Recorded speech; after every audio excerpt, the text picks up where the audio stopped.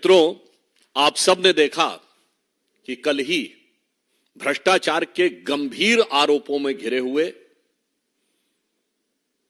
स्वघोषित कट्टर ईमानदार दिल्ली के मुख्यमंत्री श्री अरविंद केजरीवाल जी के समर्थन में भ्रष्टाचार के पुराने आरोपियों और पुराने गुनाहों में आबद्ध रहे तमाम राजनीतिक दलों ने उनका समर्थन किया था और इसके लिए भावनात्मक आधारों का भी उपयोग करने का प्रयास किया गया। परंतु आज न्यायालय ने जो निर्णय सुनाया है वो तथ्यात्मक आधार पर है। तथ्यात्मक आधार पर दिल्ली के मुख्यमंत्री श्री अरविंद केजरीवाल जी को 15 दिन की न्यायिक हिरासत में भेजा गया है। परंतु इस तथ्यात्मक आधार से बड़ा संवैधानिक और नैतिक प्रश्न खड़ा हो रहा है, क्योंकि वो हिरासत से सत्ता की सियासत करने वाले मुख्यमंत्री तो रह ही चुके थे और अब अभी तक उन्होंने जुडिशियल कस्टडी के बाद भी कोई उत्तर नहीं दिया है। इससे यह बहुत साफ हो जाता है कि सारा विपक्ष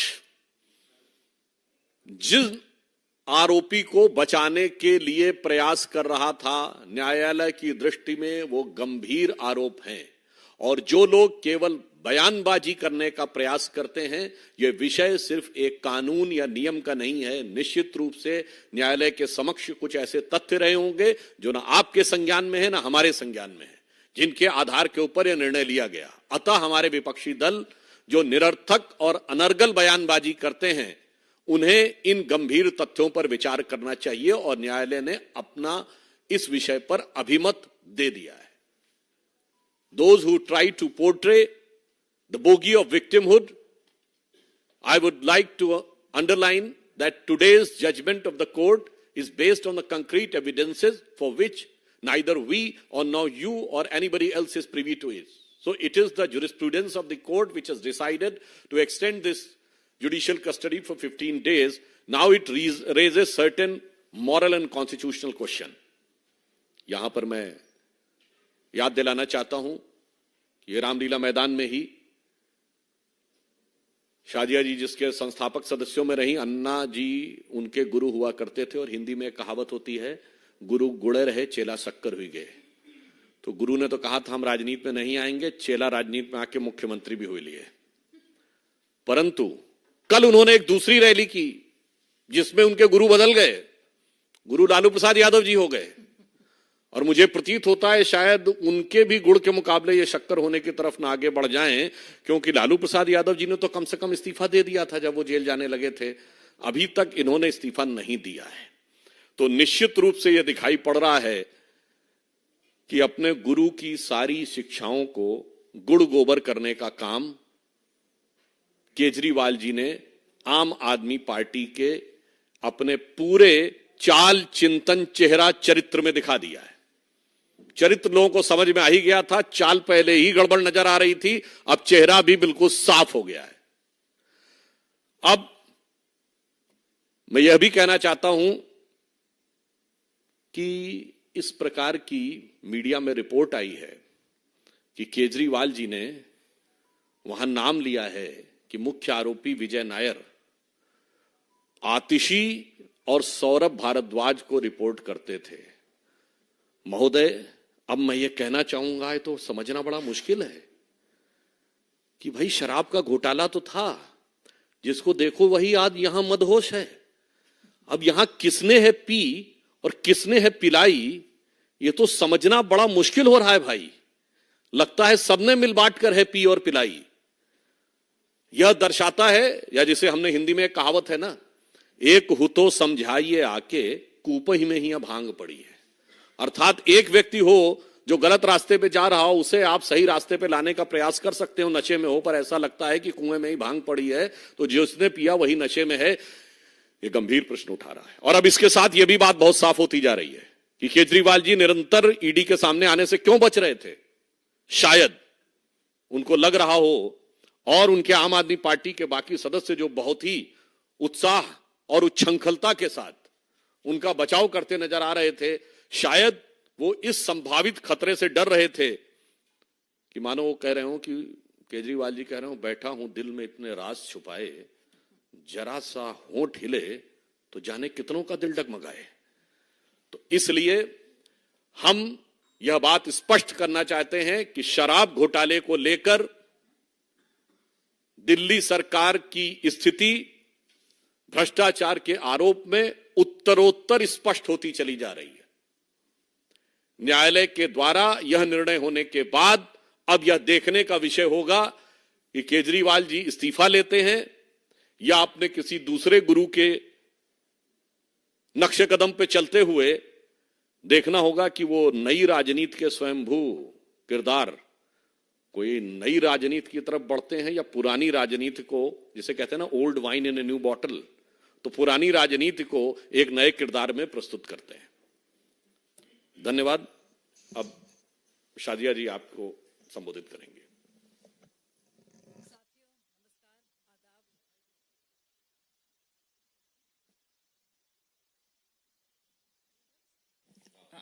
आवाज आ रही है? नमस्कार, आदाब। जैसे कि शेर है, इतनी खुदगर्जी बेसबब नहीं केजरीवाल, कुछ तो है जिसकी पर्दादारी है। तो क्या पर्दादारी है भाई साहब, बताइए तो। क्यों बार बार कोर्ट्स भी और ईडी भी कह रहे हैं कि कुछ छुपाया जा रहा है और सहयोग नहीं मिल पा रहा है केजरीवाल जी से। साथियों, 16 अगस्त का दिन 2011, आप सब लोग, आप में से कई लोग वहां मौजूद थे और केजरीवाल जी 13 दिन 320 घंटे उन्होंने बाकायदा अनशन किया। उनकी जान पर आ गई इस दिन के लिए, सोचने वाली बात है। हम लोग सब इकट्ठा होते थे, केजरीवाल जी लहराते थे वो फर्रे सबूतों के और कहते थे निकलो बाहर मकानों से, जंग लड़ो बेईमानों से। पहले लड़े थे गोरों से, अब लड़ेंगे चोरों से। और वही चोर आपने देखे जिनको कहते थे वो चोर, जिनके खिलाफ सबूत लेकर वो पर्चे लहराते थे, चार्जशीट लेके घूमते थे, वो सारे के सारे चोर जिनको केजरीवाल जी चोर कहते थे और हम सब उनके साथ थे, वही सारे चोर उनके बचाव में कल उतरे। बहुत ही अफसोस हुआ देखकर।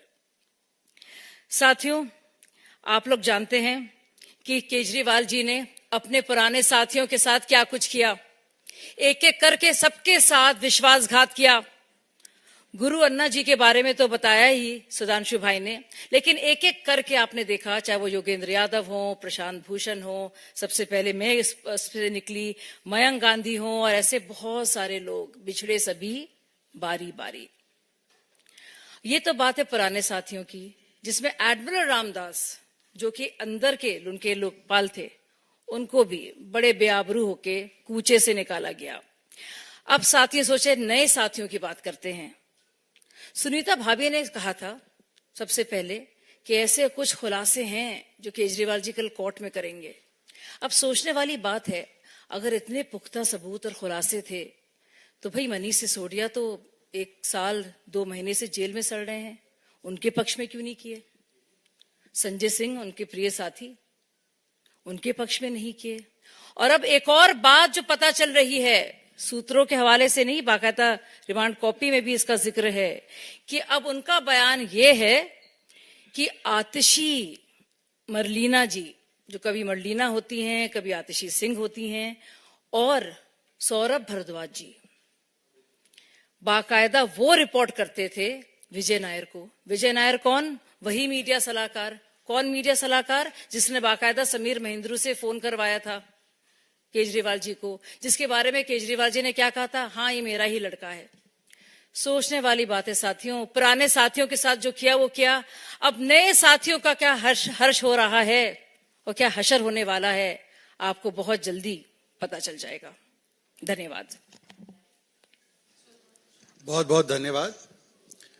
देखिए, आज लूट, झूठ और शूट और स्कूट को एक बार फिर से करारा जवाब मिला है और सवाल इस मंच से एक ही है कि दिल्ली वासी तो कह रहे हैं कि दिल्ली की क्या हालत हो गई, भगवान कितना बदल गया है इंसान। इसी रामलीला में मैदान में हमने प्रत्यक्ष देखा है कि किस प्रकार से सियासी धर्मांतरण इतने छोटे अवधि में किसी का अगर हुआ है तो स्वराज से शराब तक, अन्ना से लालू तक, झाड़ू से दारू तक और इस्तीफा मांगने वालों से इस्तीफा नहीं दूंगा तक। आज इस्तीफा कब सौंपेंगे Arvind Kejriwal?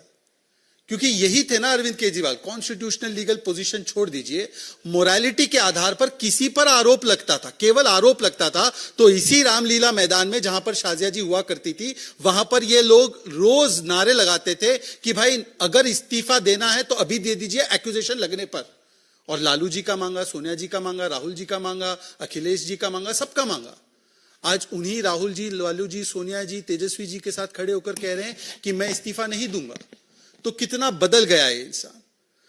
India against corruption से शुरू किया था, आज जस्टिफिकेशन ऑफ करप्शन पे आ गए। भ्रष्टाचार हटाओ से शुरू किया था, आज भ्रष्टाचार बचाओ पर आ गए।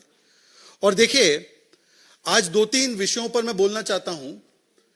जो भी तर्क ये लोग पिछले 3-4-5 दिन से कह रहे हैं, ये सारे तर्क कोर्ट के सामने रखे गए। High court, supreme court, lower court, सब जगह ये तर्क रखे गए हैं। कोर्ट से राहत नहीं मिल रही है इनको। तो क्या कोर्ट वेंडेटा पॉलिटिक्स कर रहा है? क्या कोर्ट आपके खिलाफ हो चुका है? इसका जवाब दीजिए। मनी ट्रेल नहीं है, ये बार बार लोग दोहराते हैं। एक बात मैं आपको स्पष्ट कर दूं, वैसे तो सुप्रीम कोर्ट ने 338 करोड़ के मनी ट्रेल की बात की, सीबीआई के कोर्ट ने 100 करोड़ के मनी ट्रेल की बात की। इनके स्वयं वकील ने, जो गुप्ता जी इनके वकील थे, जब खड़े हुए, जिस दिन केजरीवाल स्वयं बोले, उस दिन उन्होंने ऑन रिकॉर्ड बयान दिया, मनी ट्रेल तो खर्च हो गया गोवा चुनाव में। ये उनका कोट अनकोट ऑन रिकॉर्ड बयान है। पर ये कहते चवन्नी नहीं मिली, हम कट्टर ईमानदार हैं। तो कुल मिलाकर अब ये हो रहा है 3G घोटाला। 3G घोटाला क्या है? पहले शराब में घोटाला किया, उसके बाद सरकार जो जेल से चला रहे हैं वो घोटालेबाजी वाले ऑर्डर से चला रहे हैं। आज तक वो सीएमओ के ऑर्डर पर एक स्पष्ट जवाब नहीं आया है कि वो ऑर्डर जारी हुआ कैसे, किया किसने, किसने वहां पर सूचना दी सीएमओ को, कौन सा लिखित आदेश पारित हुआ, किस कोर्ट के आदेश से वो आदेश गया, कोई जवाब नहीं। और तीसरा है कि अब वो घोटालेबाजों की सहायता लेकर अपने घोटालों पर पर्दा डालना चाहते हैं। पर आज स्पष्ट तरीके से हम कुछ सवाल पूछना चाहते हैं, और वो सवाल ये है कि पहले तो अगर आप मुख्यमंत्री रहकर जेल से सरकार चला सकते हैं, तो भाई मनीष सिसोदिया ने क्या गुनाह और पाप किया था? उनका इस्तीफा तुरंत ले लिया। सत्येंद्र जैन का भी इस्तीफा ले लिया। अपने लिए अलग स्टैंडर्ड रखते हैं, और इनका इस्तीफा क्यों ले लिया? तो अब क्या है कि मीडिया में चल रहा है कि अब वो दूसरे कुछ अपने साथियों पर ब्लेम डालने की कोशिश कर रहे हैं। तो क्या तय कर दिया गया है कि अपने आप को किसी भी कीमत पर बचाना है तो दूसरों की बलि दी जाए? क्या ऐसा है? ये मैं नहीं कह रहा हूं, ना मैं कह सकता हूं, पर ये बातें चल रही है। दूसरी बात, आप देखिए ट्रेंड क्या है। कल कैलाश गहलोत जी को शायद समन किया गया था, वो गए। तो कैलाश गहलोत जी कल या परसों गए, तो उन्होंने ब्लेम डाला आतिशी पर। आतिशी से जब प्रेस कॉन्फ्रेंस में पूछा गया तो उन्होंने ब्लेम डाला सौरभ जी पर। और अब आ रहा है कि केजरीवाल जी ने जिस पर भी ब्लेम डाला है कि विजय नायर इनका बॉय था, हमारा बॉय था ही नहीं। तो अब आप देख लीजिए कि किस प्रकार से काम समाप्त हो जाता है। तो बड़े से बड़े अन्ना जी हो या अपने आज के साथी हो, उनके साथ क्या किया जाता है। तीसरा सवाल यह है कि शराब घोटाले के जो मूल सवाल है, उस पर कब जवाब देने के लिए आम आदमी पार्टी के मंत्री प्रेस कॉन्फ्रेंस करेंगे? ये 2.5% से 12% कमीशन कैसे हुई? कौन सी कमीशन की रिपोर्ट में लिखा गया था? इसी को तो बदला और इसके एवज में घूस ली ना। ये ब्लैक लिस्टेड कंपनी कैसे आई? ब्लैक लिस्टेड कंपनी आई, उन पे कार्रवाई नहीं, इसी के एवज में तो आपने घोटाला किया ना। आपने कोविड के कालखंड में जब त्राहिमाम और रसोइयां खाली थी, ऑक्सीजन के लिए लोग त्राहिमाम कर रहे थे, तब आपने शराब घोटालेबाजों की जेबें भरी और शीश महल बनाया। प्राथमिकता देखिए, नो पाठशाला, नो भोजनशाला, ओनली मधुशाला, यह आपकी प्राथमिकता थी, और इस पे जवाब नहीं देंगे। और आखिरी सवाल है कि अगर इसमें कोई घोटाला हुआ ही नहीं, तो आज तक कोर्ट भी आपको राहत नहीं दे रहा। आप नई पॉलिसी से पुरानी पॉलिसी पर चले गए, और आप ही की बीएफएफ हमारी लैंग्वेज में, क्योंकि मैं मिलेनियल हूं थोड़ा सा, तो मैं बोलता हूं बेस्ट फ्रेंड फॉर एवर, जो दिल्ली में बने हैं। हालांकि पंजाब में फ्रेंड्स विद बेनिफिट्स है, ये बीएफएफ ने कहा है उनकी कि ये शराब घोटालेबाज है और इनका इस्तीफा होना चाहिए। आज भी कांग्रेस के एक आध नेता मांग रहे हैं कि इनका इस्तीफा होना चाहिए। तो देखिए, आखिरी में केवल इतना कहूंगा कि नेटफ्लिक्स वगैरह पे मैंने पाब्लो एस्कोबार के बारे में बड़ा देखा था।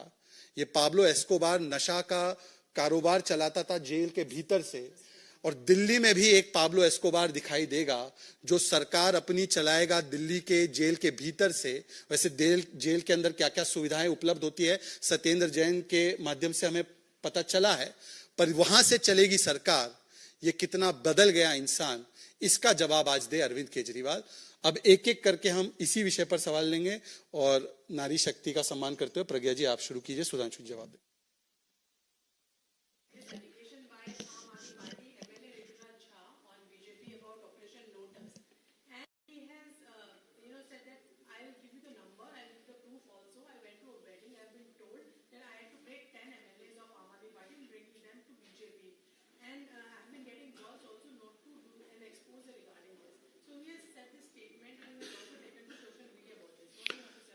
Do you consider any novelty in this allegation?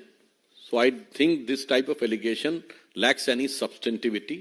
This has become a consistent habit of Aam Aadmi Party to divert the issues. But मैं एक बात जरूर कहना चाहूंगा, Aam Aadmi Party has become the only party in the history of the country which has got more than 90% majority on the floor. Still, they have called out their MLAs to pledge कि हम नहीं टूटेंगे, नहीं अलग होंगे। 90% की majority, उसके बाद उनको लगता है उसमें से कोई 2/3 चले जाएंगे। मुझे लगता है this shows the level of mistrust they are having. It may be because of the anguish against their leadership, but these type of flimsy, frivolous allegations have lost their any appeal which Aam Aadmi Party uses to throw in the air since several years.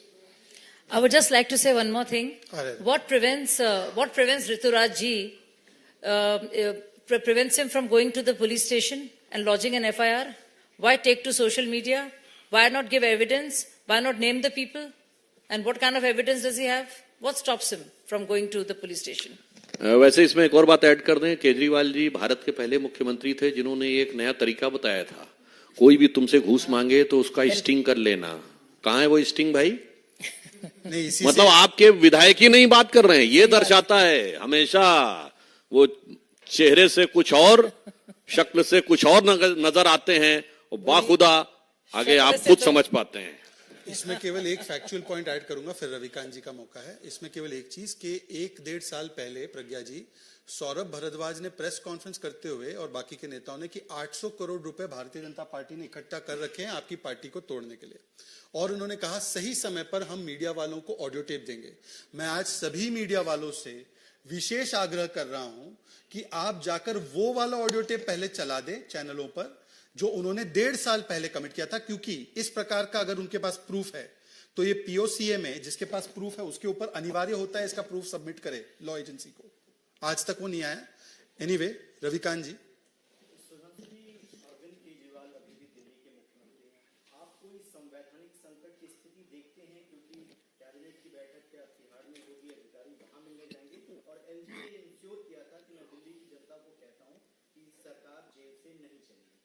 देखिए, संवैधानिकता से पहले नैतिकता का प्रश्न है, और निश्चित रूप से इस नैतिकता के पैमाने की जो सबसे बड़ी कसौटी आई है, वैसे संभावना क्या है हम सभी समझ सकते हैं, उसके ऊपर आम आदमी पार्टी का और उनकी सरकार का क्या स्टैंड होगा, उसके अनुसार सभी संवैधानिक पहलुओं को ध्यान में रखते हुए पूरी सतर्कता और सजगता के साथ जो भी उचित निर्णय होगा वो एलजी लेंगे। सुजीत जी।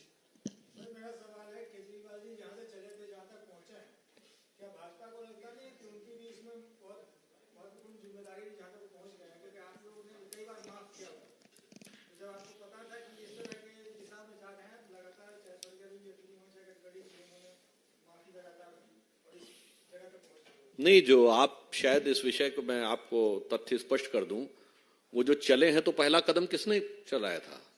जब हमारी 32 सीटें थी, उनकी 28 थी और 8 सीटें कांग्रेस की, तो पालकी ढोकर आम आदमी पार्टी की कांग्रेस ने उनको पहला कदम चलाया था। और फिर उन्होंने ऐसा काम लगाया कांग्रेस का कि पंजाब में उनकी सत्ता का स्विच ऑफ कर दिया, गुजरात में उनका वोट हाफ कर दिया और दिल्ली में तो उनको साफ कर दिया, और उसके बाद कल कांग्रेस ने उनको माफ कर दिया। साहब, माफ हमने नहीं किया, कांग्रेस ने किया है। हिमांशु जी,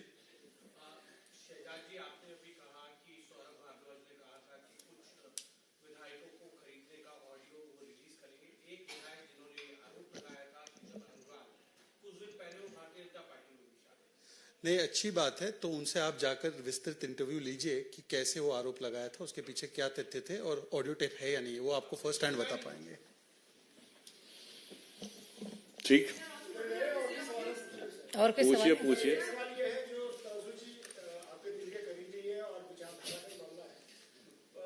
यूनिवर्सिटी में एक प्ले किया गया था रामायण को लेकर, जिसमें हनुमान जी का कैरेक्टर जो है गलत दिखाया गया, साथ ही साथ माँ सीता जो है वो दिखाया गया कि वो रावण को गौमांस ऑफर कर रही है। एबीपी ने इसका बहुत विरोध किया। ये कोई नई बात नहीं है। 1993 में जब अर्जुन सिंह जी एचआरडी मिनिस्टर थे, आपको ध्यान हो, इस ढंग की तमाम प्रकार की आपत्तिजनक, अनर्गल, अशोभनीय और अभद्र रामायण के संदर्भ में बातें हुई थी। और आप चिंता मत करिए, सबको भगवान सबको देखते हैं, और जनता ने जनार्दन के रूप में उनका मान मर्दन भली भांति से किया है, और आगे आगे देखिए क्या होता है। दीपिका 1 सेकंड, एक सेकंड प्रज्ञा जी, एक एक सबको मौका मिले। दीपिका एमएन रुके हुए हैं।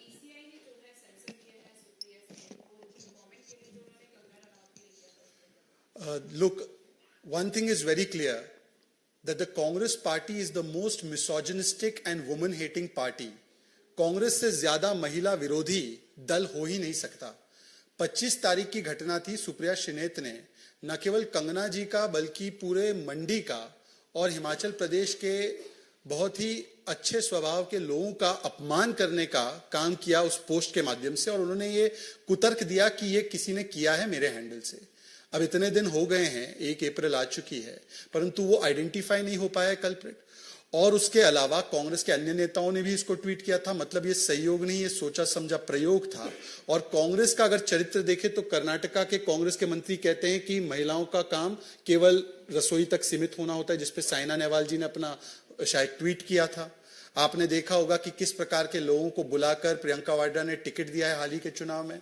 संदेश खाली पर उन्होंने कंडेम करने के बदले खड़गे जी ने डिफेंड किया शाहजहां की उस प्रवृत्ति और मानसिकता को जो महिलाओं को शोषण का हथियार बनाता है। जिस प्रकार से कांग्रेस पार्टी ने यूसीसी से लेकर जो भी महिला सशक्तिकरण के कदम है, 3 तलाक का कानून हो, उसका विरोध किया। तो मुझे लगता है कि कांग्रेस की जो मूल विचारधारा है, आज इलेक्शन कमीशन अगर उस पर बोल रही है, पर प्रियंका वाड्रा जो लड़की हूं लड़ सकती हूं का खोखला नारा देती है, वो आज भी चुप है। तो प्रियंका वाड्रा जी से आज पूछा जाना चाहिए कि सुप्रिया श्रीनेत और ऐसे महिला विरोधी बयान देने वाले नेताओं पर क्या कार्रवाई होगी। वैसे एक बिंदु जरूर है कि अभी तक उनको ये नहीं पता लगा है कि वो अकाउंट किसने ऑपरेट करके क्या चलाया था, जो अपनी पार्टी के अंदर ही नहीं चला सकते, और वो खामखा में कितना खोखला दावा करते हैं देश चला देंगे। मतलब चलने का ताकत नहीं और सर पे रखते पहाड़ रह के चलाएंगे। ये दर्शाता है कि कांग्रेस की वास्तु स्थिति क्या है, ये एकदम अब ब्लैक एंड व्हाइट में सामने है। और जो लोग हमेशा कहते हैं कि इलेक्शन कमीशन पक्षपात करता है, देखिए इलेक्शन कमीशन ने सिर्फ सुप्रिया श्रीनेत जी को भी नहीं, दिलीप घोष जी के बारे में भी कहा है कि उनको इस तरह के आपत्तिजनक बयान नहीं देना चाहिए था। तो अगली बार जब ये सवाल उठाया जाएगा कि ईसी पूरी तरह से पक्षपात करता है, तो ये सोच समझकर उनको बोलना चाहिए। दीपिका जी बताइए, लास्ट सवाल। हाँ, लास्ट सवाल बोलिए। देखिए, ये बहुत ही जरूरी बात है।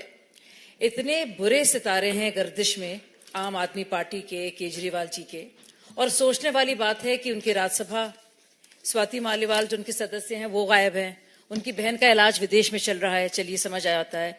लेकिन एक छोटी सी सर्जरी होती है, विट्रेक्टमी सर्जरी, आंख की छोटी सर्जरी होती है, उसके लिए 4 हफ्ते से विदेश में है।